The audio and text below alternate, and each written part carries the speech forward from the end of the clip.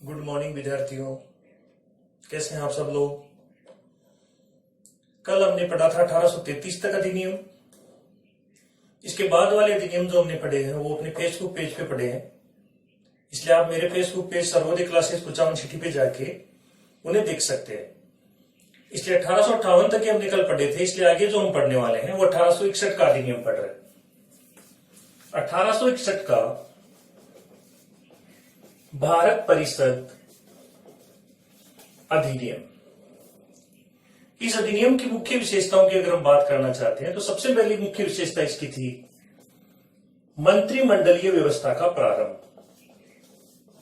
जिसे पोर्टफोलियो व्यवस्था भी कहा जाता था।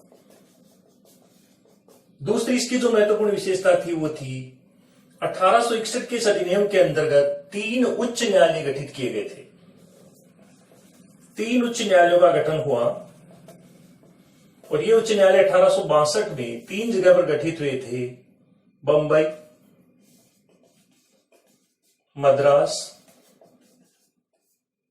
और कलकत्ता। 3 उच्च न्यायालयों का गठन 1861 के अधिनियम के द्वारा किया गया था। वर्तमान में उच्च न्यायालयों की संख्या बढ़कर 25 हो गई है और 25वां उच्च न्यायालय हमारा बना है तेलंगाना, अपने आंध्र प्रदेश में, अमरावती में। इसके आगे हम बात करने वाले हैं 1861 की जो तीसरी सबसे महत्वपूर्ण विशेषता रही वो थी वायसराय को अध्यादेश जारी करने का अधिकार दिया गया। अध्यादेश जिसे अंग्रेजी में ऑर्डिनेंस कहा जाता है, कि उस समय जारी किया जाता है जब विधानमंडल या संसद सत्र में ना रह रही हो, अर्थात काम नहीं कर रही हो।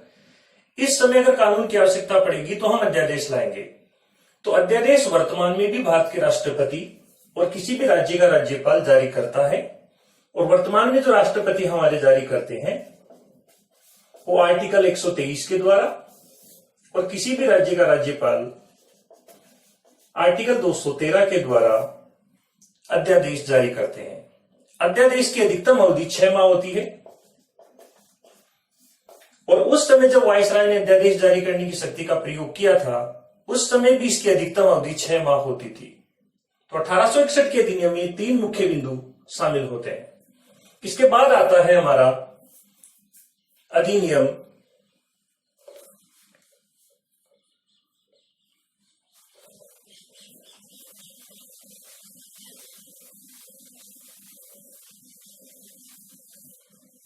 (1892) का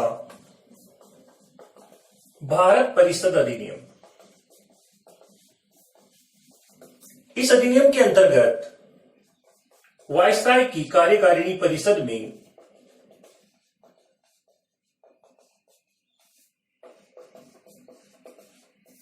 अप्रत्यक्ष निर्वाचन द्वारा सदस्यों को शामिल किया गया वायसराय की कार्यकारिणी परिषद में। और इस परिषद में जो सदस्य शामिल होते थे उन्हें बजट पर बहस करने तथा प्रश्न पूछने का अधिकार दिया गया था। प्रश्न पूछने का अधिकार मिला है, परंतु ध्यान दीजिएगा, वो किसी भी प्रश्न का पूरक प्रश्न नहीं पूछ सकते थे। पूरक प्रश्न अर्थात सप्लीमेंट्री क्वेश्चन, अर्थात एक प्रश्न के जो आगे और प्रश्न बन सकते हैं वो प्रश्न पूछने का अधिकार उन्हें नहीं मिला था। तो यहां 1892 के अधिनियम में भारत में ये मान के चलते हैं कि अप्रत्यक्ष निर्वाचन पद्धति शुरू होती है, और यहीं से हम ये कह सकते हैं कि संसदीय प्रणाली का यहां प्रारंभ होता है। 1892 के अधिनियम के बाद सबसे महत्वपूर्ण अधिनियम आता है 1909 का भारत परिषद अधिनियम। यह अधिनियम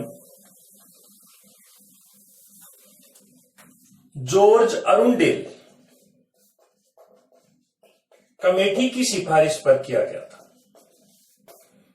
इस आयोग या कमेटी की सिफारिश के बाद ये जब लाया गया था अधिनियम, तो इस अधिनियम की जो मुख्य विशेषताओं को अगर हम फोकस करते हैं तो मुख्य विशेषताएं इसमें आती है। पहली, 1909 के अधिनियम में सबसे पहला जो बिंदु आप याद रखोगे वो ये कि इस अधिनियम को मार्ले मिंटो सुधार भी कहा जाता है। यहां मार्ले और मिंटो दो अलग अलग नाम हैं। मार्ले उस समय भारत के सचिव थे, जबकि मिंटो सेकेंड उस समय भारत के गवर्नर जनरल थे। इन दो अलग अलग व्यक्तियों के नाम से यह अधिनियम मार्ले मिंटो सुधार के नाम से जाना जाता है। इस अधिनियम में जो विशेषताओं को हम शामिल करते हैं तो वो सबसे महत्वपूर्ण विशेषता आती है सांप्रदायिक निर्वाचन। सांप्रदायिक निर्वाचन अर्थात धर्म के आधार पर निर्वाचन करवाना। सांप्रदायिक निर्वाचन के अंतर्गत मुसलमानों को पृथक निर्वाचन दिया गया था और यह इस अधिनियम की सबसे महत्वपूर्ण विशेषता है, स्टार योग्य विशेषता है। सांप्रदायिक निर्वाचन की शुरुआत किस अधिनियम से हुई? 1909 के अधिनियम से हुई। इस अधिनियम में मुसलमानों को जो पृथक निर्वाचन दिया गया उसके पीछे का जो मूल मुद्दा है वो ये था, 1906 में मुस्लिम लीग का गठन हुआ था। मुस्लिम लीग का गठन जैसा कि आप सब जानते हो ढाका में हुआ था और इसकी स्थापना करने वालों के नाम थे आगा खां और सलीमुल्लाह खां। मुस्लिम लीग के गठन के बाद मुसलमानों को यह लगने लगा था कि उनके हित अन्य भारतीयों के हितों से अलग है। अंग्रेजों की जो भारत के अंदर जो नीति थी वो सब आप जानते हो, वो कहते थे डिवाइड एंड रूल, बांटो राज करो, फूट डालो राज करो। इसी नीति के आधार पर जब मुसलमानों ने उनसे पृथक निर्वाचन की मांग की, ये मांग उन्होंने 1908 में की थी। 1908 के अमृतसर अधिवेशन में मुस्लिम लीग का अधिवेशन हुआ था और इस अधिवेशन की अध्यक्षता की थी सर सैयद हाकिम अली ने। इस अधिवेशन के अध्यक्ष थे और इन्होंने मिंटो सेकंड से पृथक निर्वाचन की मांग की। इस निर्वाचन की मांग को पूरा करने के लिए ही 1909 के अधिनियम में सांप्रदायिक निर्वाचन के माध्यम से मुसलमानों को पृथक निर्वाचन दिया गया। पृथक निर्वाचन को आप कम शब्दों में इस तरह से समझिए कि एक मुस्लिम कैंडिडेट को केवल मुस्लिम उम्मीदवार ही चुन सकते थे, अर्थात एक धर्म विशेष के व्यक्ति को उसी धर्म के लोग वोट कर सकते हैं। ध्यान दीजिएगा, वर्तमान में व्यवस्था हमारे संविधान में नहीं है। आर्टिकल 325 में इस चीज को प्रोहिबिटेड किया गया है कि संप्रदाय के आधार पर निर्वाचन नहीं होगा। इस अधिनियम में के बाद जो सबसे महत्वपूर्ण अधिनियम आ रहा है वो है आपका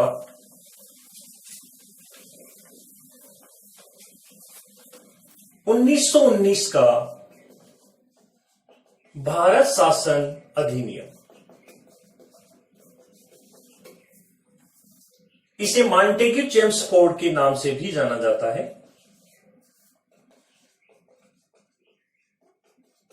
मॉन्टेग्यू उस समय भारत सचिव थे, जबकि चेम्सफोर्ड भारत के गवर्नर जनरल थे। तो आप ये भी एक चीज याद रखना साथ साथ में, 1909 में 13 अप्रैल 1919 को, सॉरी 1909 नहीं 1919, 13 अप्रैल 1919 को जलियांवाला बाग हत्याकांड हुआ। और एक सवाल पूछा जाता है, जलियांवाला बाग हत्याकांड के समय भारत का गवर्नर जनरल कौन था? तो आपका उत्तर होगा चेम्सफोर्ड। इस अधिनियम के अंतर्गत इस मॉन्टेग्यू ने, जो भारत सचिव थे, 20 अगस्त 1917 को लंदन में अर्थात ब्रिटेन की संसद में भारत में उत्तरदायी शासन की स्थापना की घोषणा की थी। उत्तरदायी शासन स्थापित करने के उद्देश्य से ही 1919 का अधिनियम भारत में लाया गया था। इस अधिनियम की जो मुख्य मुख्य विशेषताएं हैं उन विशेषताओं पर हम ध्यान देते हैं। तो सबसे पहली विशेषता जो आती है वो ये कि प्रांतों में द्वैध शासन की शुरुआत हुई। द्वैध शासन अर्थात दोहरा शासन, इसे हम थोड़ा सा अच्छे से समझ पाएंगे। किस तरह से? वर्तमान भारत में दो प्रकार की सरकारें होती है। एक सरकार केंद्र में काम करती है जिसे हम सेंट्रल गवर्नमेंट, केंद्र सरकार कहते हैं। दूसरी सरकार प्रत्येक राज्य में काम करती है। इन दोनों सरकारों के अस्तित्व को ही संघात्मक व्यवस्था कहा जाता है। ये संघात्मक व्यवस्था नहीं है। इसको आप इस तरह से समझ लीजिए कि एक गाड़ी में दो दो ड्राइवर, अर्थात प्रांतों में एक होता था राज्यपाल जिसे गवर्नर कहते थे, एक होती थी चुनी हुई सरकारें अर्थात चुना हुआ मंत्रिमंडल। तो कुछ विषय ऐसे थे जिन पर केवल राज्यपाल ही निर्णय लेता था। ऐसे विषयों को आरक्षित विषय कहा जाता था, जिन पे केवल गवर्नर और उसकी परिषद मिलकर ही निर्णय लेती थी, मंत्रिमंडल का उसमें कोई योगदान नहीं होता था।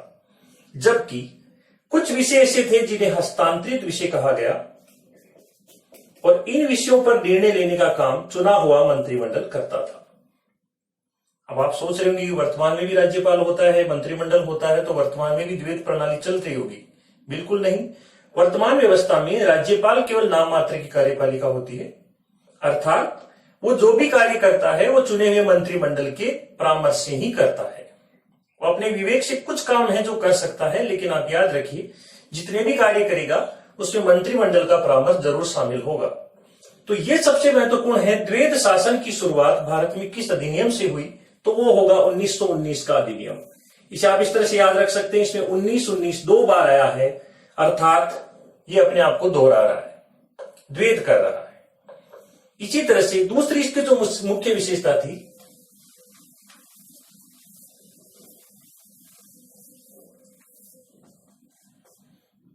केंद्र में द्विसदनीय विधायिका की स्थापना की गई, जिसमें दो सदन बनाए गए,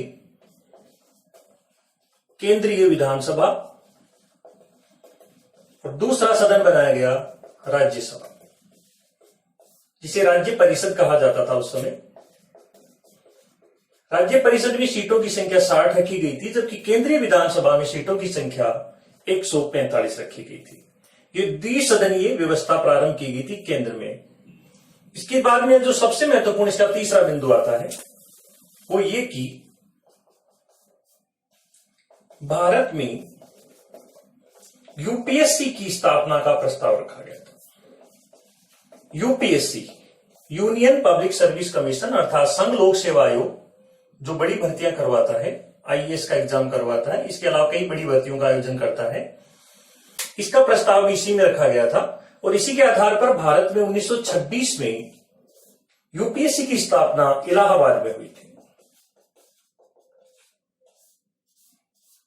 1919 के अधिनियम के लागू होने के बाद में भी इसमें जो शामिल नहीं था, लेकिन इसके बाद एक महत्वपूर्ण चीज और शामिल हो जाती है, नरेंद्र मंडल की स्थापना। 1920 में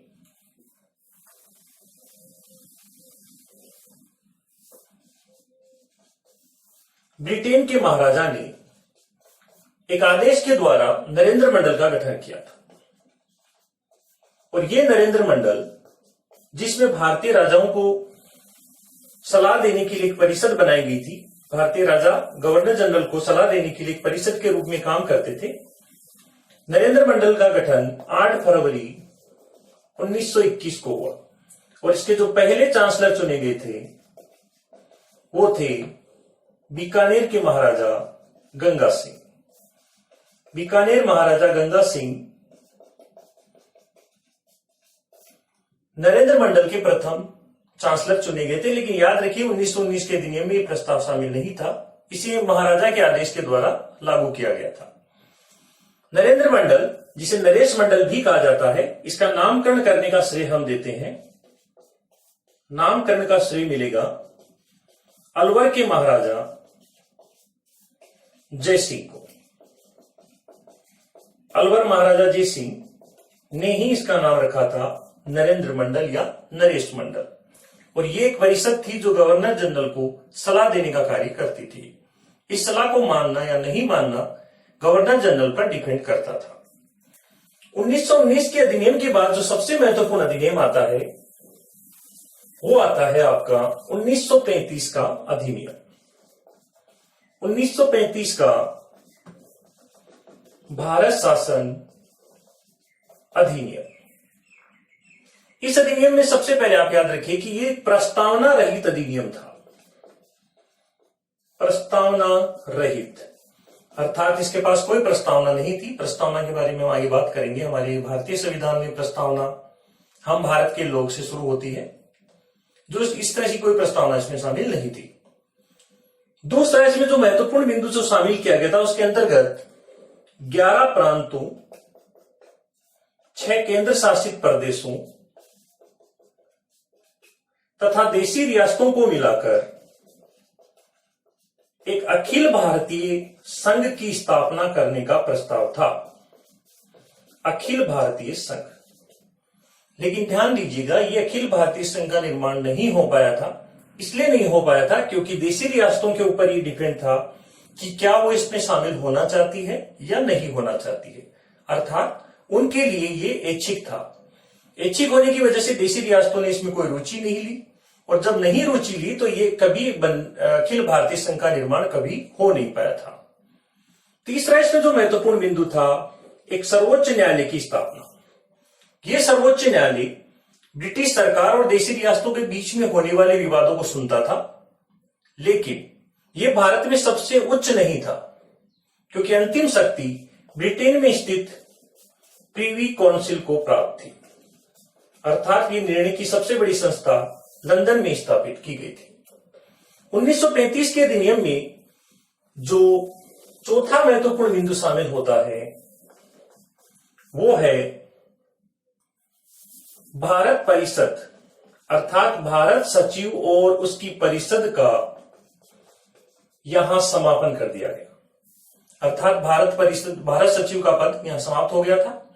पांचवा पद जो इसमें महत्वपूर्ण आता है वो आता है बर्मा, जिसे आजकल हम म्यांमार कहते हैं।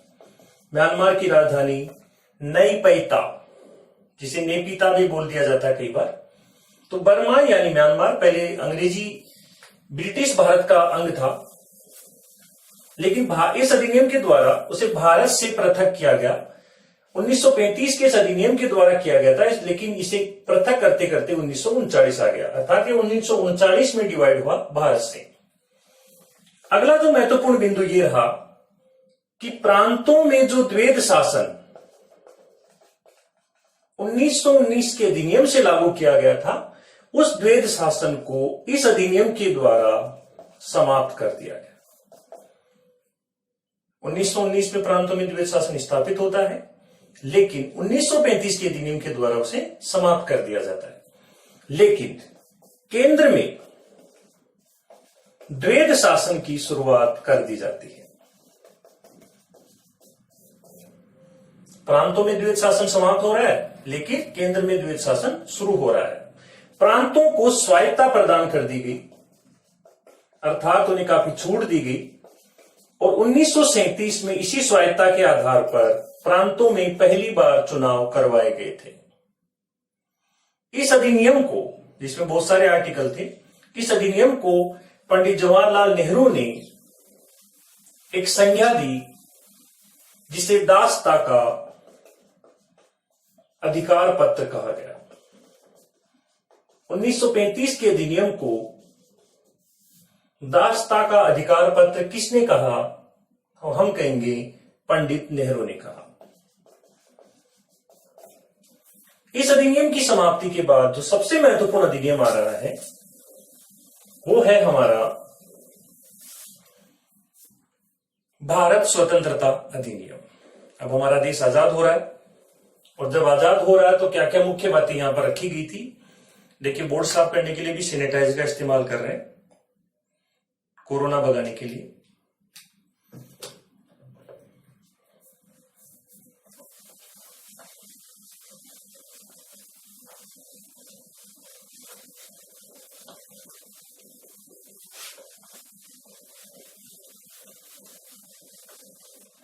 तो चलिए अब देखते हैं हम सबसे लास्ट का हमारा पॉइंट 1947 का भारत स्वतंत्रता अधिनियम।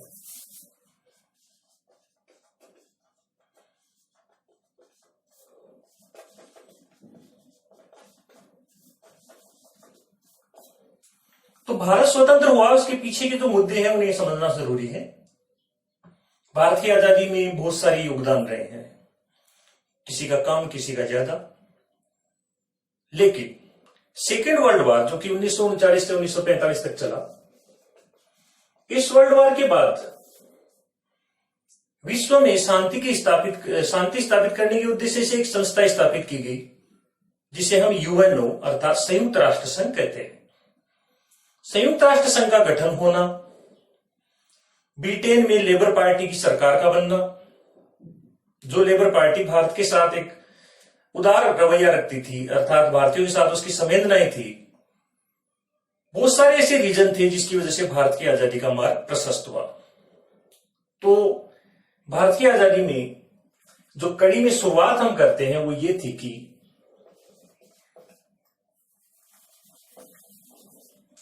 ब्रिटेन के प्रधानमंत्री क्लीमेंट एटली ने 20 फरवरी 1947 को यह घोषणा की कि हम भारत को जून 1948 तक आजाद कर देंगे।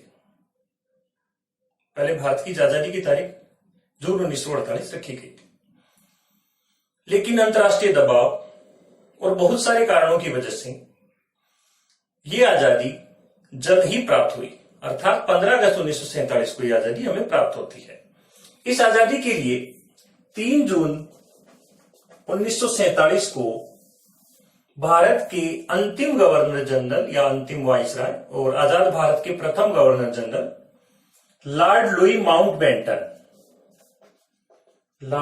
माउंटबेटन ने भारत विभाजन की घोषणा की, अर्थात भारत को डिवाइड करने की बात की गई, जिसमें मुस्लिम बाहुल्य वाला एक इलाका पश्चिम पाकिस्तान के तौर पे, एक मुस्लिम बाहुल्य इलाका पूर्वी पाकिस्तान के तौर पे विभाजित करने का प्रस्ताव था। 3 जून 1947 को विभाजन के प्रस्ताव के बाद यह प्रस्ताव ब्रिटेन की संसद में 15 जून 1947 को रखा गया